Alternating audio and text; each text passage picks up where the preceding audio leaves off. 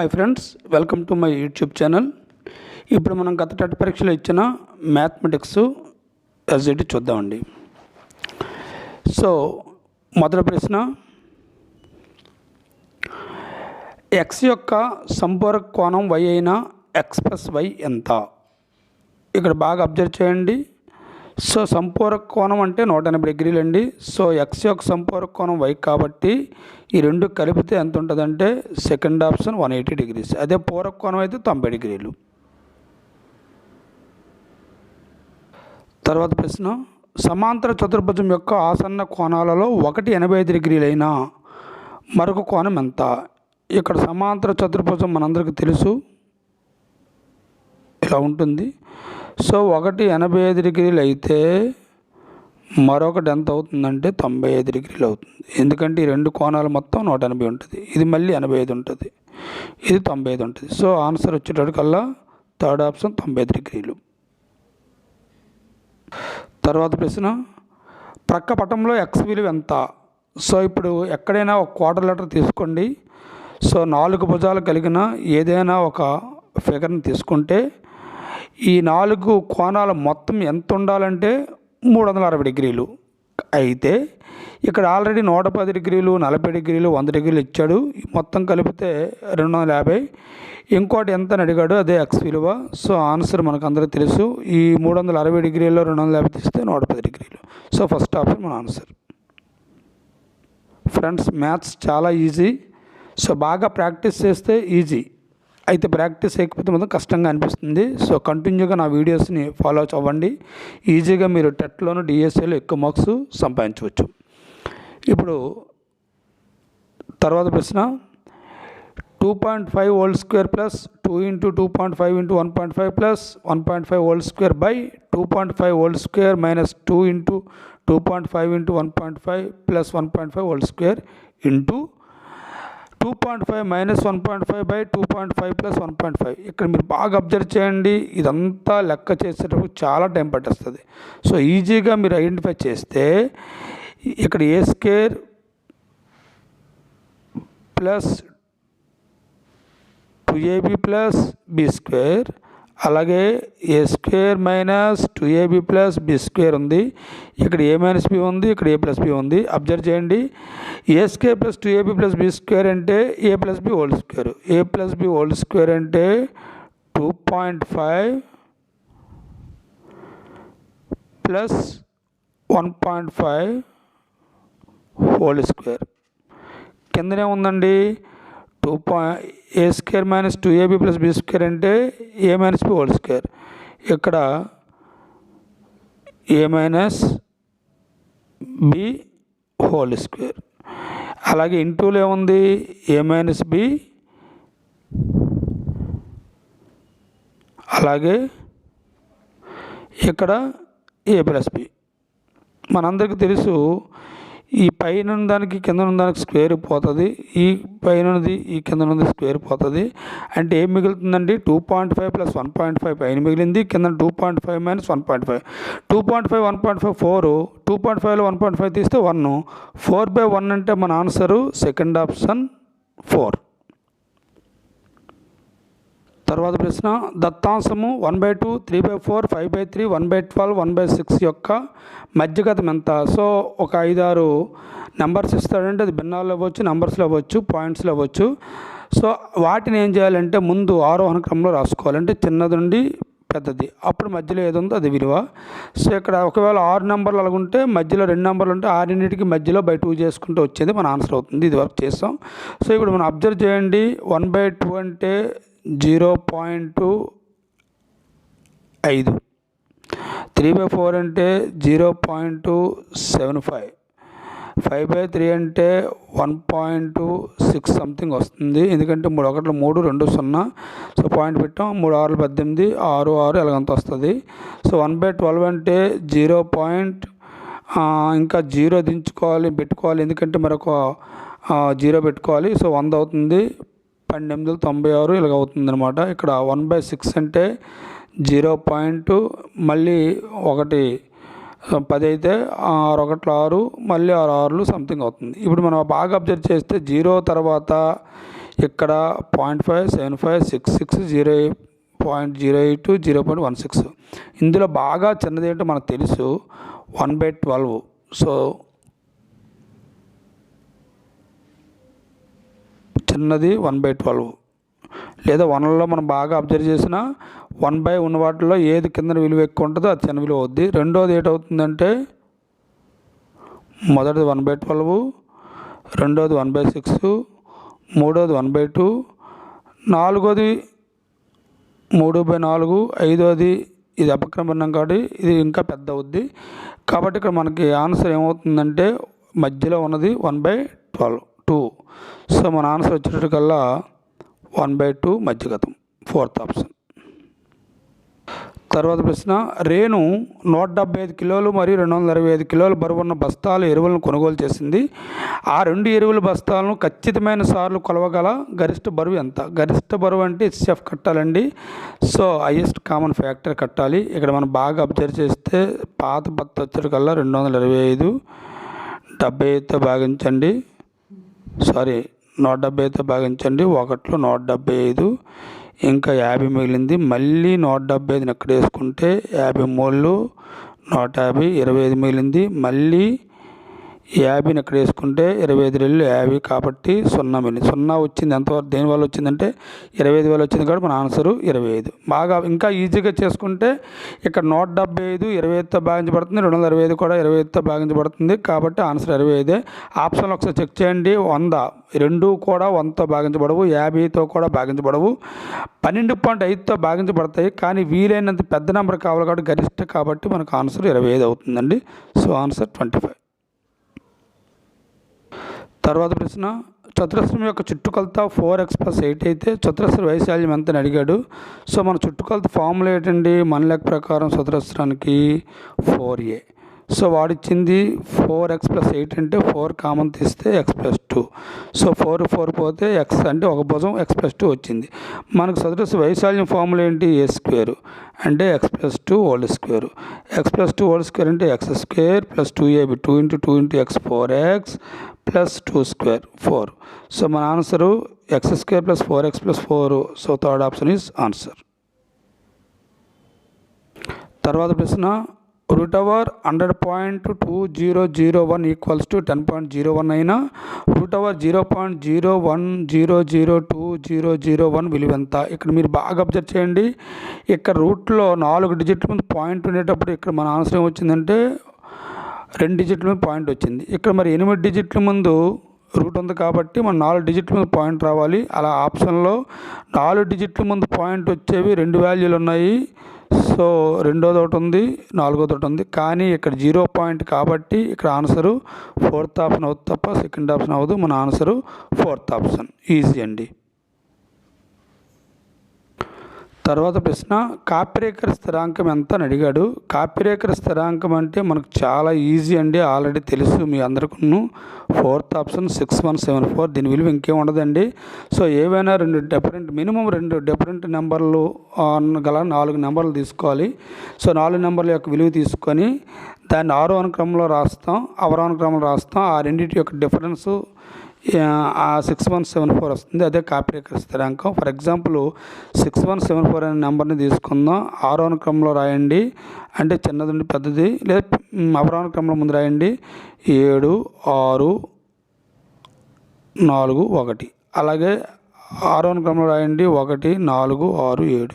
ఈ రెండు డిఫరెన్స్ అండి. 11లో 7 తీస్తే 4, 13 ఇక్కడ 1 అప్పు తెచ్చుకుంటే 13లో 6 తీస్తే 7, తర్వాత ఇక్కడ 5లో 4 తీస్తే 1, తర్వాత 7లో 6 తీస్తే 1 6. సో మన ఆన్సర్ ఎంత అవుతుందంటే 6174. దీన్నే కాప్యరేఖర స్థిరాంకం అంటామండి. తర్వాత ప్రశ్న, వ్యాసార్థం 35 సెంటీమీటర్లు గల అర్ధవృత్తం పరిధి ఎంత అని అడిగాడు. సో ఇక్కడ మన ఈజీ అండి. మనకి అర్ధవృత్తం యొక్క పరిధి ఫార్ములా 36/7R. ఫార్ములాస్ బాగా గుర్తుండాలండి.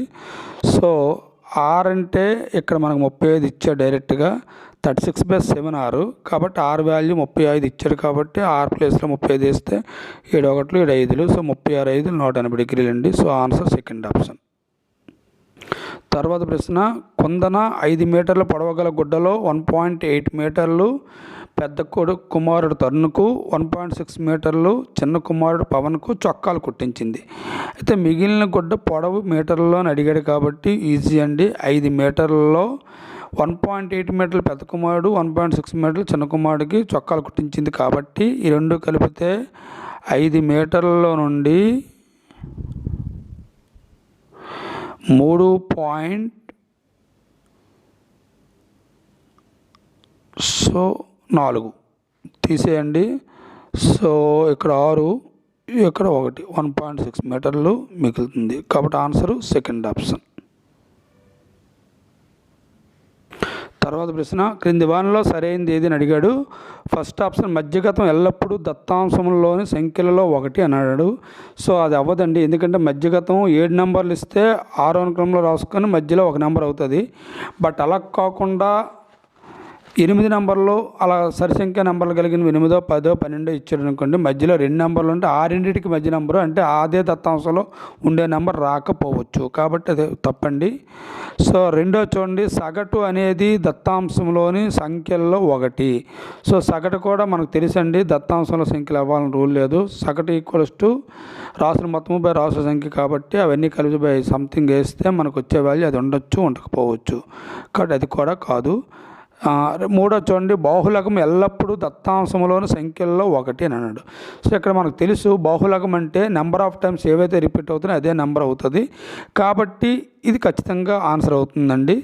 So answer third option. Fourth option కూడా చూడండి, 2, 3, 1, 5, 2, 3, 6 దత్తాంశం యొక్క బాహుళకం 6 అన్నాడు. ఎందుకంటే నెంబర్ ఆఫ్ టైమ్స్ రిపీట్ అయింది ఇక్కడ ఏంటి 3, 2 అయ్యాయి కాబట్టి అవే అవకాశం ఉంటుంది తప్ప 6 అవ్వదు కాబట్టి ఇది కూడా తప్పండి. కాబట్టి ఆన్సరు థర్డ్ ఆప్షన్. తర్వాత ప్రశ్న, ఒక ఘనం యొక్క భుజం 1 సెంటీమీటర్లు అయితే సంపూర్ణ తల వైశాల్యము మైనస్ ప్రక్క తల వైశాల్యం ఎంత అని అడిగాడు. సో మనకు సంపూర్ణ తల వైశాల్యం ఘనం తెలుసండి, ఏంటంటే 6a². ఇక్కడ ఏ ఎంత ఇచ్చాడు 1² మైనస్ ప్రక్కతల వైశాల్యం ఫార్ములా 4a². ప్రక్కన 4 భుజాలు ఉంటాయి 4a² కాబట్టి ఇక్కడ ఏ 1 కాబట్టి ఇక్కడ 6 1 6, 4 1 4 ఎందుకంటే 1² 1 కాబట్టి 6లో 4 తీస్తే 2 కాబట్టి మనకు ఆన్సర్ సెకండ్ ఆప్షన్ 2. తర్వాత ప్రశ్న, m = 3 మరియు n = 2 అయినప్పుడు m⁻n - n/m/m+n into m - n అని అడిగాడు. వాటి ప్లేసుల్లో అలాగ ప్రతిక్షేపించడమే. m⁻n అంటే 3² మైనస్ n⁻m అంటే 2³ బై m+n అంటే 3 + 2 5 అలాగే m - n అంటే 3 - 2 1. ఇది వాల్యూ 9 - 8/5 కాబట్టి 1/5. So answer first option. తర్వాత ప్రశ్న, క్రింది వానిలో పరస్పర ప్రధాన సంఖ్యలై కవల ప్రధాన సంఖ్యలు కాని జత ఏదని అడిగాడు. సో మనకు తెలుసు పరస్పర ప్రధాన సంఖ్యలు అంటే ఇక్కడ కోప్రైమ్స్ అవ్వాలంటే ఆ 2 నెంబర్లకి 1 తప్ప ఇంకేది కారణాంకం అయి ఉండకూడదు. సో అలాగే అలా అయినవన్నీ అలాగే అయ్యాయి.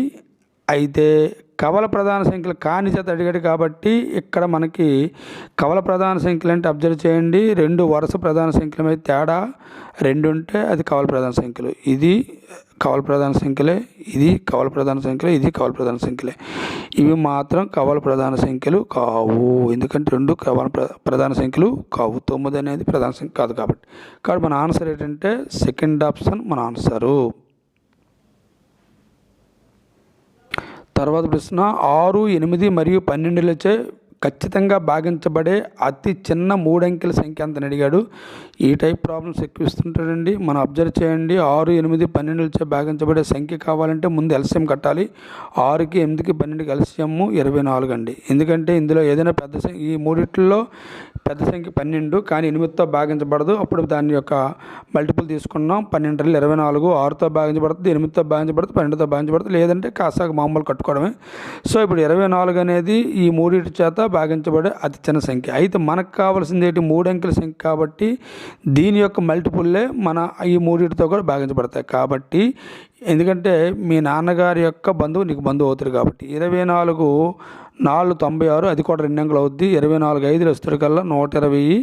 ఇది 3 అంకెల సంఖ్య అవుతుంది. సో ఈ మూడింటి చేత భాగించబడాలి, ఆ కండిషన్ అప్లై అవ్వాలి, అది చిన్న సంఖ్య అయి ఉండాలి. కాబట్టి మన ఆన్సర్ వచ్చేటప్పటికల్లా 120 మన ఆన్సరు. మిగిలిన ఈ మూడు కూడా 24 చేత భాగించబడవు. ఓకే, ఒకవేళ భాగించబడిన 144 ఏదైనా ఇచ్చినా సరే మనం కాబట్టి 144 పెట్టకూడదండి. ఎందుకంటే మనకి వీలైన చిన్న సంఖ్య కావాలి కాబట్టి 120 ఆన్సర్ అవుతుంది. తర్వాత ప్రశ్న 1/2 + 1/4 విలువ శాతం రూపంలో అడిగాడు.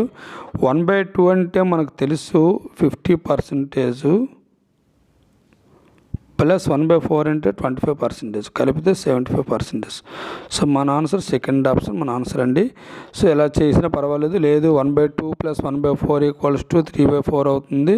దీని శాతంలో మారిస్తే ఇంటూ 100, 4 25, 25 3 75. ఇలాగైనా మన ఆన్సర్ 75%.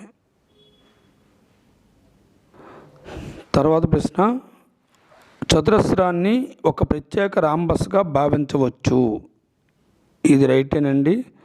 సో చతురస్రాన్ని ఒక ప్రత్యేక రాంబస్గా భావించవచ్చు. ఎందుకంటే చతురస్రం రాంబస్ ఒకేలాగా అంటే కొద్దిగా యాంగిల్ మార్చి చూస్తే ఒకేలా ఉంటాయి. సెకండ్ వన్ చూడండి, సమాంతర చతుర్భుజాన్ని ఒక ప్రత్యేక దీర్ఘ చతురస్రంగా భావించవచ్చు. ఇది భావించలేము, దీని లక్షణాలు దాని లక్షణాలు వేరేగా ఉంటాయి. కాబట్టి ఇది మాత్రం తప్పండి. కాబట్టి ఏ సత్యం, బి అసత్యం. కాబట్టి third option is right answer. తర్వాత ప్రశ్న 3/x = 243 అయితే 2/2x - 3 యొక్క విలువ ఎంత? ఇక్కడ మనం బాగా అబ్జర్వ్ చేయండి. 3/x = కిందన కూడా 3 భూమి సమానంగా ఉండేటట్లు రాసుకుంటే 243 ఎలా రాయొచ్చు అంటే 3/5గా రాయొచ్చండి. ఎందుకంటే 3 square 9, 3 cube 27, 3/4 81, 3/5 243. ఇక్కడ మనం అలా చేస్తే ఇక్కడ ఈ రెండు సమానం కాబట్టి x = 5 అవుద్ది. అయితే ఇది వచ్చిన తర్వాత మనకు కావాల్సిన 2x అంటే 2 5లు -3. సో 2 5 10, 10 - 3 2 2/7, 2/5 32, 2/6 64, 2/7 = 128. అంటే 2ని 7 సార్లు వేసి గుణిస్తే 128 ఆన్సర్ సెకండ్ ఆప్షన్. తర్వాత ప్రశ్న చాలా ఇంపార్టెంట్. 2 సమాంతర రేఖల ఖండన బిందువుల సంఖ్య ఎంత అని అడిగాడు. సో 2 సమాంతర రేఖలు ఎప్పుడు కూడా ఖండించుకోవు. కాబట్టి ఆన్సర్ ఫోర్త్ ఆప్షన్ 0. తర్వాత ప్రశ్న దత్తాంశము 1/2, -3/2, 5/2, 7/2 యొక్క సగటు. సగటు అంటే రాసుల మొత్తముపై రాసుల సంఖ్య. ముందు రాసులు మొత్తం చేద్దాం. ఇవన్నీ కలపాలంటే అన్నిటికి ఎల్సిఎం కట్టండి 2. ఇక్కడ అన్నిటిలోనూ కింద 2 ఉంది కాబట్టి ఇవన్నీ అలాగే వేసేయండి. వేసిస్తే మనకి 7 5 12, 13లో 3 తీస్తే 10 + 10/2, 2 1లు 2 5లు. So answer 5. సో ఆన్సర్ 5 కాబట్టి ఇక్కడ మనం బాగా అబ్జర్వ్ చేస్తే మళ్ళీ 5ని వచ్చిన దాన్ని సగటు చేయాలంటే రాసులు మొత్తం 5 వచ్చింది. రాసుల సంఖ్య కావాలి కాబట్టి /4 సంఖ్యలు ఉన్నాయి కాబట్టి అంటే 1 and 1/4 is our answer. 1 and 1/4 first option is right answer. తర్వాత ప్రశ్న చాలా లాజికల్గా ఉంటుంది, చూడండి. సో అగ్గిపుల్ల వరుస క్రమం ఇచ్చాడు. అయితే ఆ అమరికకి అవసరమైన అగ్గిపుల్ల సంఖ్యను తెలిపే నియమం అడిగాడు, అంటే ఫార్ములా అడిగాడు. సో మొదట బాగా అబ్జర్వ్ చేస్తే మనకి ఎన్ని ఉన్నాయంటే 2 లోపల ఉన్నాయి, బయట 4 ఉన్నాయి, 6 ఉన్నాయి. ఇక్కడ వస్తాడు కల్లా బయట మొత్తం అలా లెక్కేస్తే 6 ఉన్నాయి, మధ్యలో 1 7, ఇక్కడ 2 మొత్తం 11 ఉన్నాయండి. తర్వాత చూస్తే బయట చుట్టూ వచ్చేటకల్లా మనకి 8 ఉన్నాయి. సో మధ్యలో గీతలు 2 కాబట్టి 10, అలాగే మధ్యలో 2 సెగిపుల్ల కాబట్టి 16 ఉన్నాయి. ఇక్కడ మనకి గ్యాప్ 5 వచ్చిందండి. 5 వచ్చిందంటే మనకి ఇక్కడ ఫార్ములా ఏమొచ్చే అవకాశం ఉందో చూద్దాం.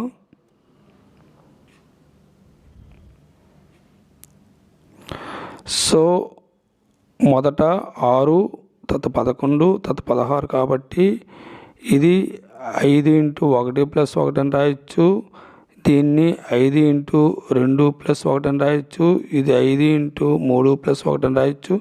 అంటే ఇక్కడ 1 2 3 అనేవి n అనుకుంటే 5n + 1. So third option 5n + 1. తర్వాత ప్రశ్న, ఒక వ్యక్తి వేతనంలో 10% పెరిగిన తర్వాత కొత్త వేతనం 14,300 రూపాయలు. అయితే అతని వేతనం ఎంతని అడిగాడు. అంటే అతను అసలు వేతనం కావాలంటే ముందు అసలు వేతనం 100% అనుకుంటే 10% పెరిగింది కాబట్టి మన లెక్క ప్రకారం 110% = 14,300 అయితే మనకు కావాల్సింది 100% కావాలా ఎంత. సో ఇక్కడ మనం బాగా అబ్జర్వ్ చేయండి. 14,300 × 100/110. సో ఈ రెండు అడ్డుగుణకం చేసి కింద 110 వేస్తే 0 0 పోయింది. 11 1 11 3 3 11 3 0.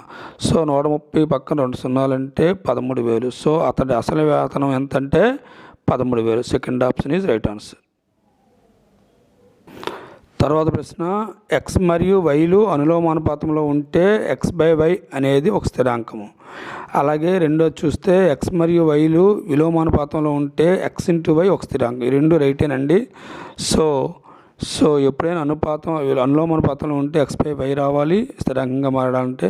అదే విలోమానుపాతంలో ఉంటే గుణించబడాలి. కాబట్టి మన ఆన్సరు ఈ రెండు రైటే.